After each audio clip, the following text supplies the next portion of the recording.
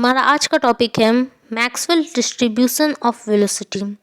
Maxwell वो पहले वैज्ञानिक थे जिन्होंने बताया था कि गैस मॉलिक्यूल्स, जितने भी गैस मॉलिक्यूल्स हैं उन सब के पास अलग अलग वेलोसिटीज़ होते हैं।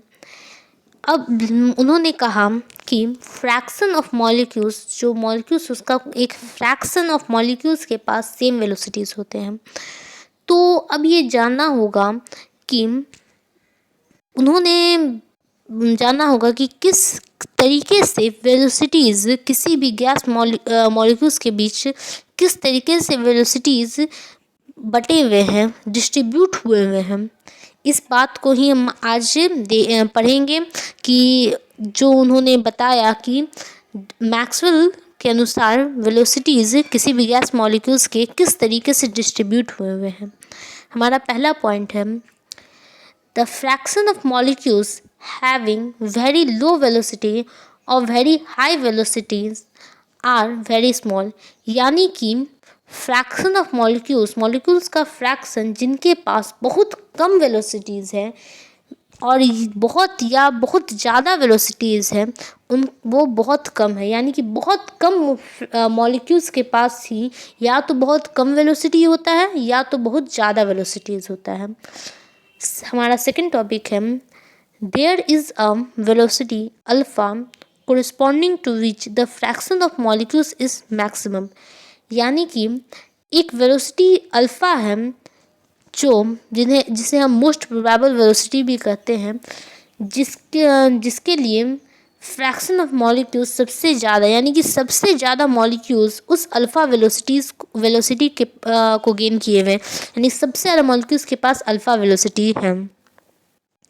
इसे हम ऐसे भी कर सकते हैं कि alpha velocity maximum of molecules के पास है और इसी को हम मोस्ट प्रोबेबल वेलोसिटी कहते हैं। Alpha is the velocity possessed by the maximum fraction of the molecule. This is called the most probable velocity. This most probable velocity may be defined as the velocity possessed by maximum fraction of molecule of the gas at a particular temperature। जैसे कि मैंने पहले भी कहा कि alpha यानी कि most probable velocity वो वेलोसिटीज़ है जो मैक्सिमम फ्रैक्शन ऑफ मॉलिक्यूल्स के पास है, यानी कि सबसे ज़्यादा मॉलिक्यूल्स अल्फ़ा वेलोसिटी को गेन किए हुए हैं एक पर्टिकुलर टेम्परेचर पे। Mathematically most probable velocity alpha equal होता है √2RT/m का। हमारा सेकंड टॉपिक है effect of temperature on Maxwell distribution of velocity. हमारा यानी कि हम इस टॉपिक में पढ़ेंगे कि टेम्परेचर का क्या प्रभाव पड़ता है मैक्सवेल के डिस्ट्रीब्यूशन ऑफ वेलोसिटी में। यानी कि मैक्सवेल ने ये ग्राफ दिया था जो फिगर में दिखाया गया है, वो ग्राफ बताता है कि कैसे वेलोसिटीज़ डिस्ट्रीब्यूटेड है। उस ग्राफ का अगर हम एकदम स्टार्टिंग पॉइंट देखें तो ग्राफ बहुत ही डाउन है, यानी कि और एकदम एंड में बहुत डाउन है। जैसे कि हमारा पहला पॉइंट कहता है कि सबसे ये number of fraction of molecules having very low velocity और very high velocity is very small. यानी कि बहुत कम फ्रैक्शन ऑफ मॉलिक्यूल्स ही या तो बहुत कम वेलोसिटी रखते हैं या फिर बहुत ज़्यादा वेलोसिटी का रखते हैं।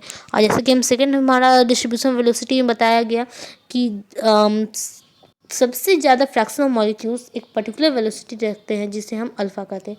जैसा कि दिख रहा है कि सबसे ज़्यादा मॉलिक्यूल्स यानी कि पूरे इतने सारे मॉलिक्यूल्स जो हमारे अल्फ़ा वेलोसिटी रखे हुए हैं, सबसे ग्राफ का सबसे ऊपर का पॉइंट जो कि हल्का फ्लैटन भी है, मतलब कि सबसे ज़्यादा जगह कैरी किया हुआ है। अब हम देखेंगे कि टेम्परेचर का मैक्सवेल डिस्ट्रीब्यूशन ऑफ वेलोसिटी पे क्या प्रभाव पड़ता है। यानी कि जब टेम्परेचर बढ़ेगा तो ये कर्व गैस का क्या होता है, कैसे वो मूव करता है, उसको हम देखेंगे। तो जैसे कि मैं फिगर दिखा रहा है प्रोबेबिलिटी वर्सेस वेलोसिटी का ग्राफ, यानी कि प्रोबेबिलिटी यानी कि फ्रैक्शन ऑफ मॉलिक्यूल्स, कितने मॉलिक्यूल्स का कितना हिस्सा, कितना मॉलिक्यूल्स उस वेलोसिटी को गेन किया हुआ, ये हमारे ग्राफ दिखा रहा है। तो हमारा T1 वेलोसिटी यानी कि जब वेलोसिटी हमारा अभी T1 है तो ग्राफ अच्छा ऊंचा तक गया है। F1 फ्रैक्शन ऑफ मॉलिक्यूल्स हमारा है, F1 तक गया है प्रोबेबिलिटी। लेकिन जब हमारा टेम्परेचर बढ़ा तो ग्राफ डाउन हो गया, और डाउन तो हुआ ही, थोड़ा सा चौड़ा भी हो गया। ज़्यादा वो कहते हैं थोड़ा ये राइट साइड की ओर थोड़ा सा वो बढ़ गया ग्राफ, और ऊपर से थोड़ा सा चपटा भी हो गया, यानी कि ज़्यादा मॉलिक्यूल्स, अब मोस्ट प्रोबेबल वेलोसिटी ज़्यादा मॉलिक्यूल्स के पास है। अब इसमें दो चेंजेस हमारे ग्राफ में, जैसे कि मैंने कहा, दो चेंजेस देखे गए। पहला, the peak of the graph curve shift forward, यानी कि उस कर्व का जो हमारा जो कर्व है इस ग्राफ में, जैसा कि आप देख सकते हैं, जो हमारा कर्व जा रहा है। सेकंड के पहला का जो कर्व हमारा ऊंचा गया है, लेकिन दूसरे के जो जब T2 वेलोसिटी हुआ तो हमारा कर्व थोड़ा आगे की ओर बढ़ गया। पहला ये हमारा देखा गया। हमारा सेकंड पॉइंट है कि जो पिक है कर्व का, the peak of the curve सिर्फ डाउनवर्ड एंड इज फ्लैटेंड, यानी कि जैसे कि पहले भी कहा कि जो हमारा कर्व है उसका जो पिक यानी कि उसकी चोटी जो है वो थोड़ी सी चपटी हो गई, थोड़ी सी नीचे की ओर आ गई, और वो थोड़ी फ्लैटन भी हो गई, यानी थी चपटी भी हो गई। यानी कि ये हमारा, इससे हम दो कंक्लूजन निकाल सकते हैं। पहला, with the increase of temperature the value of most probable velocity increases, यानी कि टेम्परेचर बढ़ने से, टेम्परेचर जब बढ़ा तो मोस्ट प्रोबेबल वेलोसिटी का वैल्यू बढ़ा, यानी कि जो जब उसका पिक चपटा हो गया थोड़ा, यानी कि पिक हमारा जब आगे की ओर बढ़ा और थोड़ा डाउन होकर थोड़ा चपटा हुआ, तो इससे हमें ये साबित होता है कि इसका मोस्ट प्रोबेबल वेलोसिटीज का वैल्यू बढ़ गया। सेकेंड हमारा, the fraction of molecules possessing most probable velocity decreases with increase in temperature, यानी कि F2 छोटा है F1 से, क्योंकि वो कर्व हमारा नीचे हो गया, जैसे कि F1 ऊपर है फिर F2 नीचे है, F2 छोटा हो गया F1 से, तो हमारा इस बात हमारा शो कर रहा है कि number of fraction of molecules, यानी कि जितने फ्रैक्शन ऑफ मॉलिक्यूल्स के पास जो मोस्ट प्रोबेबल वेलोसिटी है उनका नंबर डिक्रीज किया है।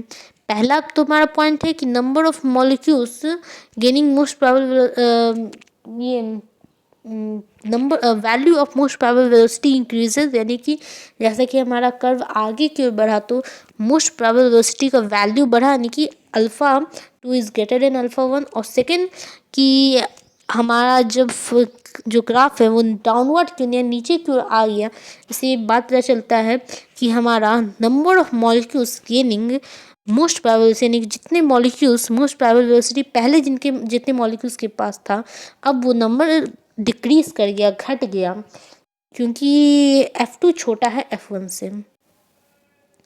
हमारा नेक्स्ट टॉपिक है एजम्पशन ऑफ मैक्सवेल, यानी कि मैक्सवेल ने किन किन के क्या क्या एजम्पशन थे, उन्होंने किन किन चीज़ों को माना था। पहला उनका एजम्पशन मैक्सवेल का, the number of molecules present per unit volume of any point is the same and this number is enormously large even at low temperature। पहले assumption के अनुसार जो नंबर ऑफ मॉलिक्यूल्स हैं, यानी कि जो मॉलिक्यूल्स की संख्या है एक यूनिट वॉल्यूम के लिए, पर यूनिट वॉल्यूम के लिए जो मॉलिक्यूल्स की संख्या है वो हमेशा सेम रहेगी, लेकिन वो बहुत ही ज़्यादा होती है लो प्रेशर पे भी, यानी कि हमारा जो जब प्रेशर लो भी होता है, जब प्रेशर बहुत कम भी है, तब भी जितने मॉलिक्यूल्स पर यूनिट एरिया में हैं वो हमेशा एक तो सेम रहेंगे और उनकी संख्या बहुत ही ज़्यादा होती है, यानी कि पर यूनिट एक यूनिट वॉल्यूम के में भी बहुत ही ज़्यादा नंबर ऑफ मॉलिक्यूल्स रहते हैं लो प्रेशर। यहाँ लो प्रेशर में भी जब हम प्रेशर बढ़ाएंगे तब तो नंबर ऑफ मॉलिक्यूल्स की संख्या होंगी ज़्यादा, लेकिन जब प्रेशर बहुत लो है तब भी नंबर ऑफ मॉलिक्यूल्स की संख्या बहुत ज़्यादा होती है पर यूनिट वॉल्यूम के लिए भी। हमारा सेकंड एजम्पशन है, even in a very element of the velocity this molecules are in kinetic motion and the distribution of velocity would equally applied.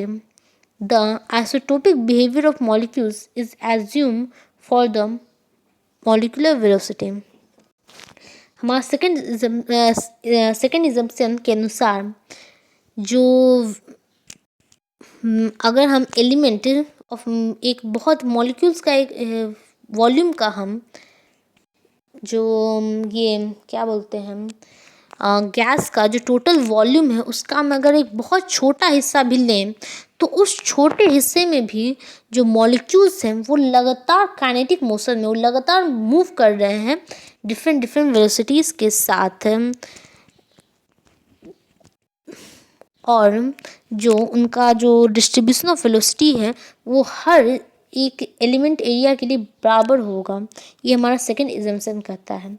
हमारा थर्ड इजम्पशन है the velocity of individual molecule are continuously changing but at any instant the percentage of और fraction of closer number of molecule possess a given velocity remain constant, sometime it is called steady velocity।